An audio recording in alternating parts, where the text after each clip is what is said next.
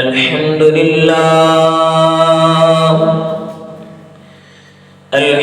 لله نحمده ونستعينه ونستغفره ونؤمن به ونتوكل عليه ونعوذ بالله من شرور أنفسنا ومن سيئات أعمالنا من يهده الله فلا مضل له ومن يضلله فلا هادي له ونشهد أن لا إله إلا الله وحده لا شريك له ولا نظير له ولا وزير له ولا مشير له ولا مثل له ولا مثال له وصل على سيد الرسل وخاتم الأنبياء أما بعد فأعوذ بالله من الشيطان الرجيم بسم الله الرحمن الرحيم محمد رسول الله والذين معه أشداء على الكفار رحماء بينهم تراهم ركعا سجدا يبتغون فضلا من الله ورضوانا سيماهم في وجوههم من أثر السجود ذلك مثلهم في التوراة ومثلهم في الإنجيل وقال تعالى في مقام آخر لا يستوي منكم من أنفق من قبل الفتح وقاتل أولئك أعظم درجة من الذين أنفقوا من بعد وقاتلوا وكلا وعد الله الحسنى وقال النبي صلى الله عليه وسلم لا تصبوا أحدا من أصحابي وقال النبي صلى الله عليه وسلم أول جيش يغزو البحر فقد وجبوا أو كما قال عليه الصلاة والسلام صدق الله العظيم وصدق رسوله النبي الكريم ونحن على ذلك لمن الشاهدين والشاكرين والحمد لله رب العالمين اللهم صل على محمد وعلى آل محمد كما صليت على إبراهيم وعلى آل إبراهيم إنك حميد مجيد اللهم بارك على محمد وعلى آل محمد كما باركت على إبراهيم وعلى آل إبراهيم إنك حميد مجيد لے شوق سے نام صحابہ کا لے شوق سے نام صحابہ کا کر چرچا عام صحابہ کا گر تجھ کو طلب ہے جنت کی تو پلہ تھام صحابہ کا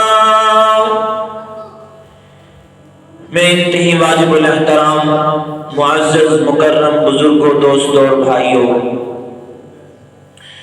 آپ حضرات کے سامنے میں نے قرآن مجید اور فرقان حمید کی چند آیات پڑھی اور حضور علیہ السلام کی احادیث میں سے 2 حدیثیں تلاوت کی ہیں۔ دعا ہے کہ اللہ رب العزت مجھے حق اور سچ کہنے کی توفیق عطا فرمائے۔ میرے محترم دوستو، میں نے جو آیات پڑھی، ان آیات مبارکہ کے اندر اللہ رب العزت نے میرے نبی کے صحابہ کی شان کو بیان کیا، میرے نبی کے صحابہ کے مقام کو بیان کیا ہے۔ اور آج میری اس گفتگو کا جو موضوع ہے وہ حضور کے صحابہ کی شان کو بیان کرنا ہے، اور بالخصوص اس میں سے حضرت امیر معاویہ رضی اللہ تعالی عنہ کی شان بھی عرض کروں گا آپ حضرات کے سامنے۔ خاص طور پہ ان کا تذکرہ کرنے کا مقصد صرف یہی ہے کہ کچھ لوگ اس دنیا کے اندر ایسے بھی موجود ہیں جو اپنے آپ کو کہتے تو مسلمان ہیں، لیکن وہ حضرت امیر معاویہ کے ساتھ اپنے دل میں بہت نفرت اور بغض اور کینہ رکھتے ہیں۔ حالانکہ حضرت امیر معاویہ رضی اللہ تعالی عنہ حضور کے صحابہ میں سے ہیں، کاتبین وحی ہیں، اور حضور علیہ السلام کے رشتہ دار بھی ہیں۔ ہر حوالے سے حضور علیہ السلام کے ساتھ بہت تعلق رکھنے والے ہیں۔ حضور علیہ السلام کے تمام صحابہ عالی شان ہیں، اعلیٰ مرتبے والے ہیں۔ اللہ رب العزت نے قرآن مجید کے اندر صحابہ اکرام کو اس امت کے لیے معیار بنایا ہے، ایمان کے حوالے سے بھی، اعمال کے حوالے سے بھی۔ اللہ رب العزت فرماتے ہیں کہ اگر تم ایمان لے کر آنا چاہتے ہو تو ایسا ایمان لے آؤ جیسے میرے نبی کے صحابہ ایمان لے کر آئے۔ اگر تم ایمان پر ثابت قدم رہنا چاہتے ہو تو ایسے ثابت قدم رہو جیسے میرے نبی کے صحابہ ایمان پر ثابت قدم رہے۔ اللہ فرماتے ہیں کہ فَإِنْ آمَنُوا بِمِثْلِ مَا آمَنْتُمْ بِهِ فَقَدِ اهْتَدَوْا، ایسے ایمان لے آؤ جیسے تم سے پہلے صحابہ ایمان لائے، لہذا فَقَدِ اهْتَدَوْا، تب تم ہدایت یافتہ بن جاؤ گے۔ ایک بہت بڑے بزرگ گزرے ہیں، فرماتے ہیں کہ میرے پاس بصرہ کے چند لوگ آئے اور انہوں نے آ کر میرے سامنے حضرت عثمان غنی رضی اللہ تعالی عنہ اور حضرت علی المرتضی رضی اللہ تعالی عنہ کے متعلق چند باتیں کی، ان پر ہونے والے چند سوالات کا ذکر کیا، تو انہوں نے ان سوالات کا جواب نہیں دیا بلکہ ان لوگوں کے سامنے سورہ بقرہ کی آیت نمبر 134 تلاوت کی کہ تِلْكَ أُمَّةٌ قَدْ خَلَتْ لَهَا مَا كَسَبَتْ وَلَكُمْ مَا كَسَبْتُمْ وَلَا تُسْأَلُونَ عَمَّا كَانُوا يَعْمَلُونَ۔ بھائی وہ ایک جماعت تھی جو گزر گئی، لَهَا مَا كَسَبَتْ وَلَكُمْ مَا كَسَبْتُمْ، ان کے اعمال ان کے لیے، تمہارے اعمال تمہارے لیے، وَلَا تُسْأَلُونَ عَمَّا كَانُوا يَعْمَلُونَ، اللہ قیامت والے دن تم سے ان کے اعمال کا سوال نہیں کرے گا کہ وہ کیسے تھے، انہوں نے کیا اعمال کیے تھے، ان کے اعمال کیسے تھے، ان کا کردار کیسا تھا، ان کا اخلاق کیسا تھا۔ اللہ نے بعد والوں سے سوال نہیں کرنا، اس لیے ہمیں نہیں ہے ضرورت کہ حضور کے صحابہ پر کسی قسم کی کوئی بات کرے، حضور کے صحابہ پر کسی قسم کا کوئی اعتراض کریں۔ بے حیثیت انسان، بے حیثیت بشر، ان کے آپس کے اختلاف ہوئے، لیکن اللہ رب العزت نے قرآن مجید کے اندر انہیں پہلے ہی کہہ دیا کہ یہ میرے جنتی لوگ ہیں۔ میرے رب کے علم کے اندر سب کچھ تھا، اللہ اپنے علم کے مطابق ہی اعلان کر رہے تھے کہ اولئک هم المفلحون، یہ کامیاب لوگ ہیں، اولئک هم الفائزون، یہ کامیاب لوگ ہیں، اولئک هم المتقون، یہ پرہیزگار لوگ ہیں۔ لہٰذا اللہ کے علم کے اندر سب کچھ تھا کہ میرے نبی کے جانے کے بعد کیا ہوگا، آپس کے اختلافات کیا ہوں گے، کس طرح کے اختلافات ہوں گے، رب نے اپنے علم کے مطابق اعلان کیا کہ وَكُلًّا وَعَدَ اللَّهُ الْحُسْنَى، میں نے سب سے جنت کا وعدہ کیا ہے۔ رب کا وعدہ سب سے ہے جنت کا۔ لا يستوي منكم من انفق من قبل الفتح وقاتل، اللہ قرآن میں فرماتے ہیں کہ میرے نبی کے صحابہ میں سے وہ صحابہ جنہوں نے فتح مکہ سے پہلے اسلام قبول کیا تھا اور پھر میرے نبی کے ساتھ مل کر میدان جہاد کے اندر جہاد بھی کیا تھا، اولئک اعظم درجہ، فرمایا یہ بڑے درجے والے لوگ ہیں، بڑے درجے والے لوگ ہیں۔ ہاں وہ لوگ جنہوں نے مکہ کے فتح ہونے کے بعد اسلام قبول کیا، بعد میں میرے نبی کے ساتھ مل کر جہاد کیا، ان کا درجہ مکہ کے فتح ہونے والے پہلے ایمان والوں سے کم ہے۔ لیکن کیا فرمایا وَكُلًّا وَعَدَ اللَّهُ الْحُسْنَى، چاہے وہ مکہ سے پہلے ایمان اسلام قبول کر رہے ہیں یا مکہ کے فتح ہونے کے بعد ایمان اسلام قبول کر رہے ہیں، سب کے ساتھ جنت کا وعدہ ہے، سب کے ساتھ جنت کا وعدہ ہے۔ ان الذین سبقت لهم منا الحسنى اولئک عنہا مبعدون، جن لوگوں نے میرے نبی پر ایمان قبول کرنے میں سبقت کی، بڑھ چڑھ کر اسلام قبول کیا ہے، ایمان قبول کیا ہے، اللہ فرماتے ہیں اولئک عنہا مبعدون، یہ جہنم سے دور کر دیے گئے، یہ جہنم سے دور کر دیے گئے۔ حضور علیہ السلام سے حضرت عائشہ رضی اللہ تعالی عنہا نے پوچھا یا رسول اللہ کون سے لوگ بہترین لوگ ہیں، کس زمانہ کے لوگ بہترین لوگ ہیں؟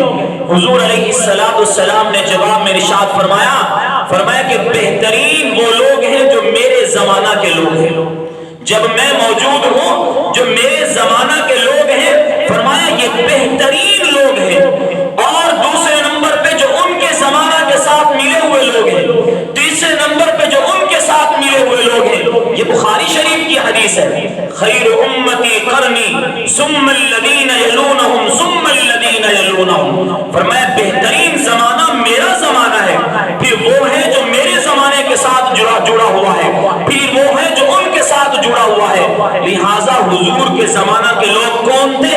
حضور کے صحابہ تھے، حضور کے صحابہ تھے، کتنے عظیم لوگ ہیں، کتنے بہترین لوگ ہیں۔ حضور علیہ السلام نے ارشاد فرمایا میری امت پر ایک ایسا وقت آئے گا، میری امت کے چند لوگ ایک لشکر تیار کر کے جہاد کی طرف جا رہے ہوں گے اور فرمایا جا کر میدان میں لڑائی کریں گے لیکن فتح نہیں ہو رہی ہوگی، فرمایا تلاش کریں گے کہ حضور کے صحابہ میں سے تلاش کرو کوئی صحابی اس وقت موجود ہے، فرمایا تلاش کرنے کے بعد ایک صحابی ملے گا جو اس جہاد میں شریک ہوگا، فرمایا اس ایک صحابی کی شرکت کی برکت سے اللہ مسلمانوں کو فتح عطا فرمائے گا۔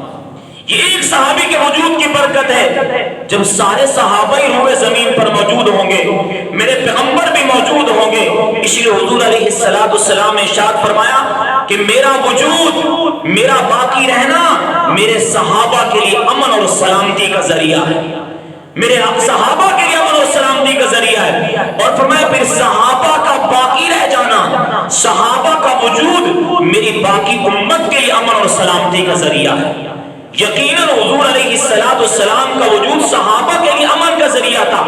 جب حضور موجود رہے آپس میں کسی قسم کا کوئی اختلاف نہیں ہوا، کہیں کوئی بات نہیں ہوئی، اگر ہوئی تو حضور فوراً آ گئے، حضور فوراً پہنچے، مسئلہ حل ہو گیا، کسی قسم کا اختلاف نہیں ہوا۔ اور حضور کے جانے کے بعد پھر صحابہ کا اختلاف ہوا، اللہ نے ایسے لوگ چنے جنہوں نے آ کر ان کے اختلاف کو ختم کیا، اور پھر صحابہ کا وجود باقی امت کے اختلاف کے ختم ہونے کا ذریعہ تھا، امن اور سلامتی کا ذریعہ تھا۔ اس لیے حضور نے ارشاد فرمایا میرے صحابہ کو گالیاں نہ دینا، لا تسبوا احدا من اصحابی من بعدی، میرے بعد میرے صحابہ کو تنقید کا نشانہ نہ بنانا، برا بلا نہ کہنا، اللہ سے ڈرنا میرے صحابہ کے بارے میں۔ اللہ اللہ فی اصحابی لا تتخذوهم من بعدی غرضا، میرے بعد میرے صحابہ کو تنقید کا نشانہ نہ بنانا۔ فمن احبهم فبحبی احبهم، میرے صحابہ سے وہ محبت کرے گا جو در حقیقت مجھ سے محبت کرنے والا ہوگا. ومن ابغضهم فببغضی ابغضهم، میرے صحابہ سے وہ بغض رکھے گا جس کے دل میں میرا بغض ہوگا. اب بات سمجھ آئی کہ حضور کے صحابہ سے در حقیقت وہی محبت رکھے گا جس کے دل میں حضور کی محبت ہوگی. حضور کے صحابہ سے بغض وہی رکھے گا جس کے دل کے اندر حضور کا بغض ہوگا. یقیناً پھر اس کے دل کے اندر حضور کی محبت نہیں ہو سکتی. اس لیے ایک اللہ والے کے پاس ایک شخص آیا اور اس نے آ کر صحابہ کے متعلق سوال کیا. آپ نے فرمایا جب تم سے کوئی شخص صحابہ کے متعلق تان و تشریح کرے تو سمجھ لینا صحابہ پہ تان و تشریح کرنے والا زندیق ہے، بے دین ہے. اس لیے اللہ کے نبی پر حق ہے، اللہ کے نبی پر اترنے والی کتاب برحق ہے، اور اس برحق کتاب کو اور برحق نبی کی شریعت کو پہنچانے والے برحق صحابہ ہیں. اللہ کی کتاب کو پہنچانے والے بھی صحابہ اور حضور کی شریعت کو پہنچانے والے بھی صحابہ ہیں. تو فرمایا گیا وہ علم جو تمہارے پاس صحابہ کے ذریعے سے پہنچا ہو سمجھو وہ علم حقیقی ہے، وہ علم صحیح ہے. وہ علم جو صحابہ کے ذریعے سے نہ پہنچا ہو، وہ کسی اور ذرائع سے پہنچا ہو، سمجھنا وہ حقیقی علم نہیں، وہ صحیح علم نہیں ہے. لہٰذا حضور کے صحابہ میرے اور آپ کے لیے ایمان کا بھی معیار، میرے اور آپ کے لیے عمل کا بھی معیار ہے، عمل کا بھی معیار ہے. اس لیے تو حضور علیہ السلام نے ارشاد فرمایا اصحابی کالنجوم، میرے تمام صحابہ ستاروں کی مانند ہیں. بِأَيِّهِمْ اقْتَدَيْتُمْ اهْتَدَيْتُمْ، جس کی راہ پر چلو گے ہدایت پا جاؤ گے، جس کی راہ پر چلو گے ہدایت پا جاؤ گے. حضور کا ہر صحابی ہدایت یافتہ ہے، ہر صحابی ہدایت یافتہ ہے، اس لیے کہ انہوں نے میرے پیغمبر کی زیارت کی. صحابی کہتے کس کو ہیں؟ صحابی اس کو کہا جاتا ہے جس نے ایمان کی حالت میں جناب محمد رسول اللہ صلی اللہ علیہ وسلم کو دیکھا ہو اور پھر اسی ایمان پر رہتے ہوئے وہ دنیا سے رخصت ہو گیا ہو.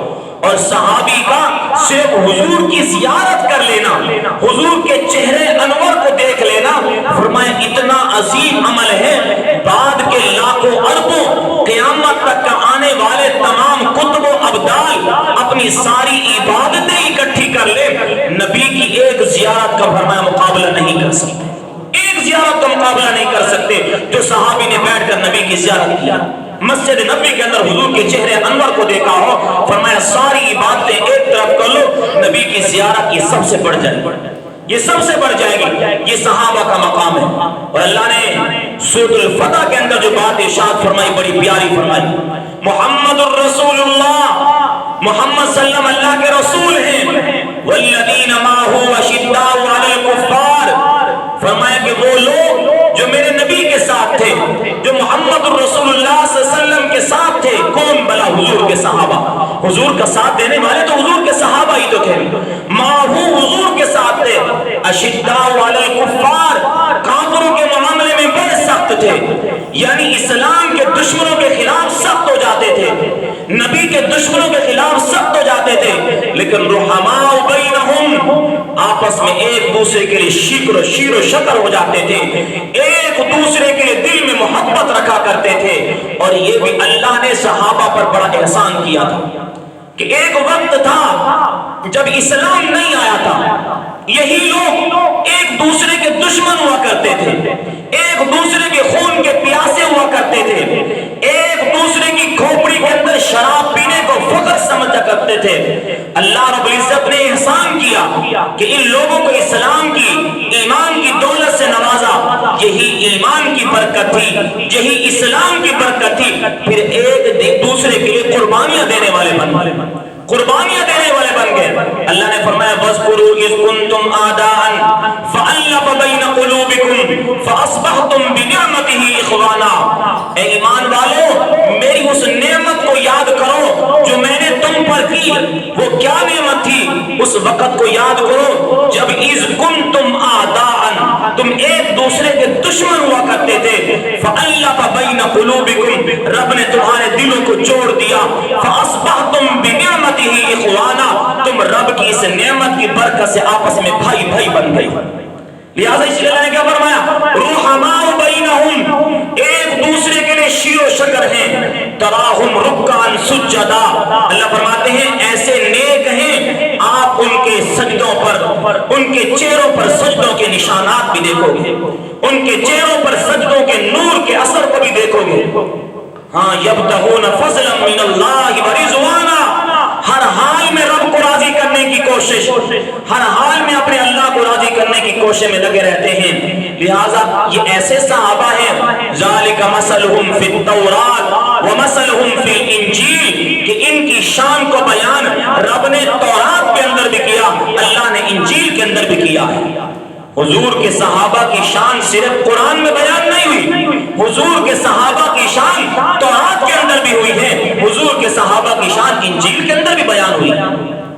اس لیے اللہ رب العزت نے میرے اور آپ کے پیغمبر کے بعد کسی پیغمبر کو نہیں بھیجنا تو حضور کے صحابہ کے بعد کسی اور صحابی کو نہیں بھیجنا. جس طرح حضور پر نبوت ختم ہوگی اسی طرح صحابہ پر صحابیت ختم ہوگی.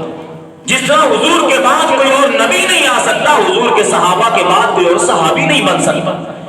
اللہ نے جس طرح اپنی نبوت کے لیے حضور کو چنا ہے، اس طرح حضور کی رفاقت کے لیے اللہ نے صحابہ کو بھی چنا ہے، صحابہ کا بھی انتخاب کیا ہے. ثم اورثنا الکتاب الذی اصطفینا من عبادنا، اللہ خود قرآن میں فرماتے ہیں میں نے اپنی کتاب کا وارث بنانے کے لیے میں نے بندوں کو چنا ہے، میں نے منتخب کیا ہے. تو قرآن کے سب سے پہلے وارث کون ہے؟ حضور کے صحابہ ہیں. قرآن کا سب سے پہلا خطاب حضور کے صحابہ کو ہے. جہاں پر یا ایھا الذین آمنوا سے اللہ خطاب فرما رہے ہیں، یہ مکہ اور مدینہ کے صحابہ سے اللہ خطاب فرما رہے ہیں. یہ صحابہ کی شان ہے میرے بھائی، صحابہ کی شان ہے. اللہ رب العزت ہم سب کو صحابہ کی شان کو سمجھنے اور صحابہ کی دل میں محبت رکھنے کی توفیق عطا فرمائے. اور بالخصوص حضور کے صحابہ میں سے حضرت امیر معاویہ رضی اللہ تعالیٰ، جنہوں نے مکہ کے فتح ہونے پر اپنے اسلام کا اظہار کیا. ایک روایت میں آتا ہے کہ جس وقت آپ نے عمرۃ القضاء فرمایا سن 7 ہجری کو، حضرت امیر معاویہ رضی اللہ تعالیٰ عنہ نے اس وقت اسلام قبول کر لیا تھا، لیکن مکہ کے حالات کی سختی کی وجہ سے اور اس وقت ان کے والد حضرت ابو سفیان جو کہ اس وقت مسلمان نہیں تھے اور ان کی والدہ ہندہ اس وقت مسلمان نہیں تھی، لہٰذا ان کے سخت حالات کی وجہ سے انہوں نے اپنے اسلام کا اظہار نہیں کیا. جب مکہ فتح ہوا اب ابو سفیان رضی اللہ تعالیٰ عنہ نے بھی اسلام قبول کیا، ان کی بیوی حضرت ہندہ نے بھی اسلام قبول کیا، تو حضرت امیر معاویہ نے بھی اپنے اسلام کا اعلان فرمایا.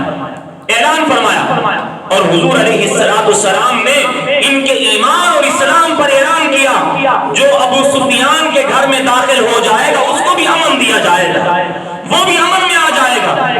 اور حضرت ابو سفیان نے حضور علیہ السلام سے کہا یا رسول اللہ میرے بیٹے معاویہ کو اپنے ساتھ رکھے، اس کے لیے دعا بھی کریں، اس کو اپنی رفاقت بھی عطا فرمائیں. حضور علیہ السلام نے کیا رفاقت دی؟ حضرت امیر معاویہ کو اپنا کاتب بنا دیا، کاتب وحی. حضور علیہ السلام کے تقریباً 40 کاتب وحی تھے. جب آسمان سے وحی اترتی آپ بلاتے فوراً اس وحی کو لکھا جاتا، قرآن کی وحی کو لکھا جاتا. ان کاتبین میں سے حضرت امیر معاویہ بھی کاتب وحی ہے. اور یہ بھی لکھا ہے فرمایا کہ سب سے عظیم درجے کے کاتب جو وحی کو لکھنے والے تھے وہ حضرت زید بن ثابت رضی اللہ تعالیٰ عنہ تھے، اور دوسرے نمبر پہ حضور کی وحی کو لکھنے والے خوبصورت انداز سے حضرت امیر معاویہ رضی اللہ تعالیٰ عنہ، حضرت امیر معاویہ رضی اللہ تعالیٰ.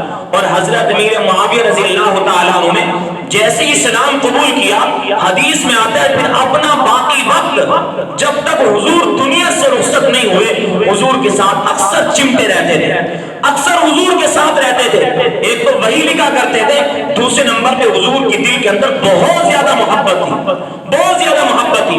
آپ اندازہ لگائیں گے حدیث میں کتابوں میں ایک واقعہ لکھا ہے جب آپ امیر المومنین تھے، آپ کو کسی نے خبر دی کہ بصرہ کے اندر ایک شخص ہے جو شکل و شباہت کے لحاظ سے حضور جیسا لگتا ہے. چلنے کے لحاظ سے، شکل و شباب کے لحاظ سے حضور جیسا لگتا ہے۔ اتنے خوش ہوئے، آپ نے اس وقت گورنر کو خط لکھا۔ حضرت امیر معاویہ نے فرمایا میں نے سنا ہے بصرہ کے اندر فلاں نام کا ایک شخص ہے جو شکل و شباب میں حضور جیسا لگتا ہے، براہ کرم اس کو عزت کے ساتھ، اس کو اکرام کے ساتھ میرے پاس لے آؤ تاکہ میں اس کے چہرے کا دیدار کر لوں، اس لیے کہ اس کا چہرہ حضور جیسا چہرہ لگتا ہے۔ لہٰذا اس گورنر نے بڑے عزت اکرام کے ساتھ اس شخص کو حضرت امیر معاویہ کے پاس لے کر آیا۔ حضرت امیر معاویہ نے کھڑے ہو کر استقبال بھی کیا، گلے بھی لگایا اور پیشانی پہ بوسہ بھی دیا اور ایک جوڑا بھی اس کو عطا کیا۔ فرمایا اس لیے محبت کر رہا ہوں کہ اس کی شکل حضور جیسی لگتی ہے، اس کا چہرہ حضور جیسا لگتا ہے، یہ محبت کا انداز ہے۔ اور حضرت امیر معاویہ رضی اللہ تعالیٰ عنہ نے اپنے پاس حضور علیہ السلام کے کٹے ہوئے ناخن چھپا کے رکھے ہوئے تھے، کٹے ہوئے ناخن اور حضور کے بال اور حضور کے کپڑے کا ایک ٹکڑا اپنے پاس چھپا کے رکھا ہوا تھا۔ جب دنیا سے رخصت ہونے لگے وصیت فرمائی تھی اپنے خادموں کو، فرمایا کہ حضور کے بال اور حضور کے ناخن اور حضور کے وجود سے لگا ہوئے کپڑے کا ٹکڑا آپ نے میرے مرنے کے بعد میری آنکھوں پہ رکھ دینا ہے، میرے کانوں پہ رکھ دینا ہے اور میری ناک پہ رکھ دینا ہے تاکہ قیامت والے دن یہ میری بخشش اور نجات کا ذریعہ بن جائے۔ یہ محبت کا انداز ہے۔ ایک صحابی رسول ہیں حضرت کعب بن زہیر رضی اللہ تعالیٰ، انہوں نے حضور علیہ السلام کو ایک قصیدہ سنایا۔ اللہ کے نبی قصیدہ سن کر خوش ہوئے۔ آپ علیہ السلام نے حضرت کعب بن زہیر کو ایک چادر عطا فرمائی۔ حضرت امیر معاویہ کا جب دور آیا، پتہ چلا کہ ایک چادر حضور کے وجود کی لگی ہوئی حضرت کعب بن زہیر کے پاس ہے۔ آپ نے اسے درخواست پیش کی، فرمایا میں قیمتاً خریدنا چاہتا ہوں، یہ چادر تو مجھے دے دو، منہ مانگی قیمت لے لو، اس لیے کہ وہ چادر ہے یہ حضور کے وجود کے ساتھ لگی تھی۔ تو حضرت امیر معاویہ نے قیمت ادا کر کے وہ چادر خرید لی۔ یہ انداز ہے حضور سے محبت کا۔ حضرت ابو درداء رضی اللہ تعالیٰ عنہ فرماتے ہیں، فرمایا میں جب صحابہ کو نماز پڑھتے ہوئے دیکھتا ہوں، میری نظر کے مطابق جو انداز حضرت امیر معاویہ کا تھا حضور جیسی مشابہت لگتی تھی، حضور جیسا رکوع، حضور جیسا قیام، فرمایا کہ اس جیسی مشابہت میں نے کسی اور صحابی کے اندر نہیں دیکھی۔ یہ انداز محبت ہے۔ ابن عون رحمہ اللہ ایک تابعی گزرے ہیں، فرماتے ہیں کہ ایک دن اتفاق یہ ہوا میں حضرت امیر معاویہ کے گھر گیا، آپ امیر المومنین تھے، میں نے دیکھا گھر کا ایک چھوٹا بچہ ہے اور اس نے ایک رسی پکڑی ہوئی ہے اور وہ رسی حضرت امیر معاویہ کے گلے کے اندر ہے اور وہ رسی کو کھینچ رہا ہے۔ حضرت امیر معاویہ خوش ہو رہے ہیں۔ میں نے کہا حضرت کیا کر رہے ہیں آپ امیر المومنین ہو کر یہ بچوں والی حرکتیں کر رہے ہیں؟ آپ نے فرمایا ارے بے وقوف چپ ہو جا، میں نے اللہ کے نبی علیہ السلام کو خود فرماتے ہوئے سنا، میرے محبوب نے فرمایا جس کے گھر کے اندر چھوٹا بچہ ہو اسے چاہیے کہ بچوں کے ساتھ کھیلے تاکہ بچہ خوش ہو جائے۔ میں نے حضور کی بات کو پورا کرنے کے لیے سب کچھ کیا ہے۔ یہ محبت کا انداز دیکھو کہ حضور کی بات کو پورا کرنے کے لیے اللہ کے نبی علیہ السلام کی اطاعت اور فرما برداری کس درجے تک کی ہے۔ مشکات شریف کی ایک حدیث ہے جس کے اندر یہ واقعہ ذکر کیا گیا، جب آپ امیر المومنین تھے آپ نے روم کے ساتھ ایک معاہدہ کیا تھا اور معاہدے کی مدت طے ہوئی۔ اس مدت کے دوران آپ نے اپنی فوجی لشکر روم کی سرحد پر بھیجنے شروع کر دیے، اس نیت کے ساتھ بھیجے کہ ہماری مدت معاہدہ جیسے پورا ہوگا نا ہم فوراً حملہ کر دیں گے اور روم کا سارا علاقہ فتح کر لیں گے۔ لہذا فوج بھیجتے رہے، جیسے وہ معاہدے کی مدت پوری ہوئی آپ نے اپنی فوج کو آرڈر کیا کہ روم پر حملہ کر دو۔ جیسے حملہ کیا حضور کے ایک صحابی حضرت عمر بن عبس رضی اللہ تعالیٰ، ان کو پتہ چلا، یہ دوڑتے ہوئے حضرت امیر معاویہ کے پاس گئے اور آپ پکار رہے تھے، آواز لگا رہے تھے وفاء لا قدر، اے امیر معاویہ مومن کا شیبہ وفا کرنا ہے، دھوکہ دینا نہیں ہے۔ حضرت امیر معاویہ پریشان ہو گئے، میں کہیں دھوکہ تو نہیں دے رہا؟ کہا کیا کہہ رہے ہو عمر بن عبسہ، کیا کہنا چاہتے ہو؟ کہا میں نے جناب محمد رسول صلی اللہ علیہ وسلم کو فرماتے ہوئے خود سنا ہے، حضور علیہ السلام نے فرمایا جب تمہارا کسی قوم کے ساتھ معاہدہ ہو جائے اس معاہدے کی پاسداری کرنا، اس معاہدے کے اندر خیانت نہ کرنا۔ لہٰذا تم نے یہ جو کام کیا کہ اس معاہدے کے دوران اپنی فوجوں کو بھیجتے رہے، یہ بھی معاہدے کی حضور کے فرمان کے مطابق خلاف ورزی ہے۔ اس دوران حضرت امیر معاویہ نے ایک بڑا علاقہ فتح کر لیا تھا، آپ فوراً پریشان ہو کر آپ نے سب فوجوں کو واپس بلا لیا، فرمایا کہیں ایسا حضور کے حکم کی خلاف ورزی نہ ہو جائے۔ پتہ نہیں تھا کر بیٹھا ہوں، لیکن اب پتہ کیا چل گیا حضور کے حکم کی خلاف ورزی یہ حضور کی اطاعت اور فرما برداری ہے۔ اللہ کے نبی علیہ السلام نے ان کے لیے بڑی دعائیں بھی فرمائی تھی، بڑی دعائیں فرمائی تھی۔ آپ علیہ السلام نے ایک دن دعا فرمائی، اور یہ دعا بھی حضرت ابو سفیان کے کہنے پہ فرمائی تھی۔ انہوں نے کہا یا رسول اللہ میرے بیٹے کے لیے دعا کر دیں۔ اللہ کے نبی علیہ السلام نے دعا دی، اللہم اجعلہ ہادیا مہدیا واہد بہ، یا اللہ امیر معاویہ کو ایسا بنا کہ لوگوں کو ہدایت دینے والا ہو، واہدیا یہ ہدایت یافتہ ہو، اور واہد بہ اور اس کے ذریعے سے لوگوں کو ہدایت مل جائے۔ یقیناً حضرت امیر معاویہ لوگوں کو ہدایت دینے والے اور خود ہدایت یافتہ، اور اس کے ذریعے سے بہت سے لوگوں کو ہدایت ملی ہے، اس لیے کہ حضرت امیر معاویہ نے اسلام کے اندر جو اسلام کا جھنڈا بلند کیا ہے نا، حضرت عثمان کے دور کے اندر جو اسلام پھیلا تھا نا وہ 44 لاکھ مربع میل پر، حضرت عثمان سے پہلے حضرت عمر کے دور کے اندر 22 لاکھ مربع میل پر اسلام کا جھنڈا بلند ہوا تھا، اور حضرت عثمان کے دور کے اندر 44 لاکھ مربع میل پر اسلام کا جھنڈا بلند ہوا، اور حضرت امیر معاویہ کے دور کے اندر 64 لاکھ مربع میل پر اسلام کا جھنڈا بلند ہوا ہے۔ تو آپ کے ذریعے سے لوگوں کو ہدایت ملی ہے، اسلام پھیلا ہے۔ اور ایک حدیث میں یوں آتا ہے، آپ علیہ السلام نے ایک دن حضرت امیر معاویہ کو فرمایا معاویہ میرے لیے وضو کا پانی لے آؤ۔ حضرت امیر معاویہ وضو کا پانی لے کر آئے، اور فرماتے جب حضور نے وضو فرما لیا مجھ سے فرمایا اے امیر معاویہ اگر تجھے اللہ لوگوں پر امیر مقرر کر دے، لوگوں کے درمیان انصاف کرنا، کسی کے ساتھ زیادتی نہ کرنا، فرمایا یہ بات سنتے ہی میں چونک گیا، کہیں ایسا نہ ہو کہ مجھ سے امتحان نہ لیا جائے۔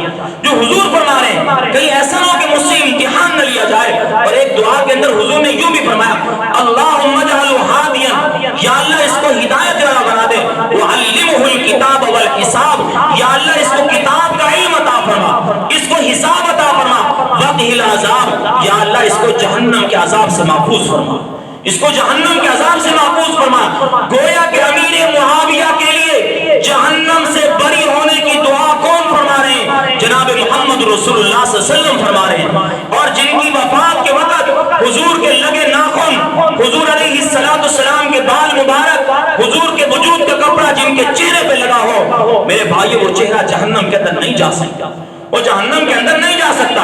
میرے نبی کی اپنی حدیث سے آپ نے ارشاد فرمایا جس وجود کو میرے ہاتھ لگ جائے، جس وجود کو میرے ہاتھ لگ جائے، فرمایا دنیا کی آگ کیا اسے جہنم کی آگ بھی کچھ نہیں کہہ سکتی، جہنم کی آگ بھی کچھ نہیں کہہ سکتی۔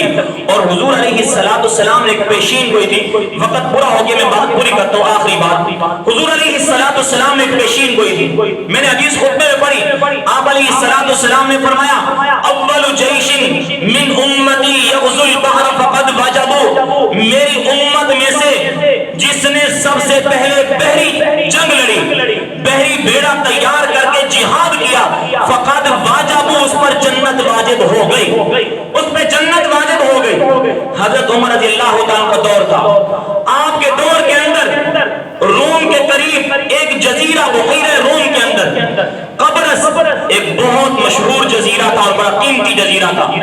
حضرت عمر رضی اللہ عنہ کے دور کے اندر حضرت امیر معاویہ شام کے گورنر تھے، آپ نے اجازت مانگی حضرت مجھے اجازت دے دیں میں اس جزیرے کو فتح کرنا چاہتا ہوں۔ آپ نے فرمایا سمندری راستہ ہے مشکلات آئیں گی، میں کہتا ہوں اس معاملے کو نہ چھیڑو، لہٰذا میں نے بات مانی خاموش ہو گئی۔ حضرت عثمان کا دور آیا، پھر اجازت مانگی حضرت مجھے اجازت دیں میں اس قبرص کے جزیرے کو فتح کرنا چاہتا ہوں۔ حضرت عثمان نے اجازت دے دی اور فرمایا حضرت امیر معاویہ نے ایک بحری بیڑا تیار کروایا، اور سب سے پہلے جو بحری اسلامی تاریخ کے مطابق جنگ لڑنے والی قوم ہے لشکر ہے وہ حضرت امیر معاویہ کا لشکر ہے۔ حضرت امیر معاویہ نے تاریخ کو بھی پورا کیا، اور حضور علیہ السلام کی اس پیشین گوئی کو جو حضور نے فرمایا تھا میری امت میں سے سب سے پہلے جو بحری جنگ لڑے گا جنت واجب ہوگی، لہٰذا امیر معاویہ پہلے شخص ہے جس نے بحری جہاد لڑا۔ تو حضور علیہ السلام کے فرمان کے مطابق امیر معاویہ کون ہے؟ پھر جنتی ہے۔ حضور کا ہر صحابی جنتی ہے، حضور کا ہر صحابی، چاہے اس نے مکہ کے فتح ہونے سے پہلے اسلام قبول کیا ہو یا بعد میں قبول کیا ہو۔ حضرت عبداللہ ابن مبارک کے پاس ایک شخص آیا، اس نے کہا عبداللہ ابن مبارک سوال کرنا ہے، کہا کیا سوال ہے؟ کہا یہ بتا دو حضرت حضرت عمر بن عبدالعزیز اور حضرت امیر معاویہ. حضرت عمر بن عبدالعزیز تابعی ہیں، حضرت امیر معاویہ صحابی ہیں، اگرچہ آخری صحابہ میں سے ہیں، صحابی ہیں. پوچھا یہ بتاؤ ان دونوں میں سے بڑا مقام کس کا ہے؟ حضرت عمر بن عبدالعزیز بھی تو ایک عظیم انسان تھے نا. فرمایا بتاؤ ان کا درجہ کس کا درجہ عظیم ہے؟ حضرت عبداللہ ابن مبارک نے جواب دیا، فرمایا کہ امیر معاویہ میدان جہاد کے اندر جب جہاد لڑنے کے لیے جاتا تھا اور گرد و غبار ہوتا تھا اور امیر معاویہ کی ناک میں چلا جاتا تھا، عمر بن عبدالعزیز تو اس ناک کی ریڑھ کے برابر بھی نہیں، اس ناک کی ریڑھ کے برابر بھی نہیں ہے. اس لیے کہ حضور کا صحابی چاہے شروع میں اسلام قبول کیا ہو چاہے آخر میں اسلام قبول کیا ہو، صحابہ کے بعد تابعین سے لے کر اور قیامت تک کے تمام اولیاء اعظام، تمام قطب و ابدال، سب کی ولایت کو اکٹھا کر لو، نبی کے ایک صحابی کے قدموں کی خاک کی برابر بھی نہیں ہو سکتے. اللہ ہم سب کو حضور کے صحابہ کی عظمت کو سمجھنے کی توفیق عطا فرمائے. وما علینا الا البلاغ، سنت ادا کریں.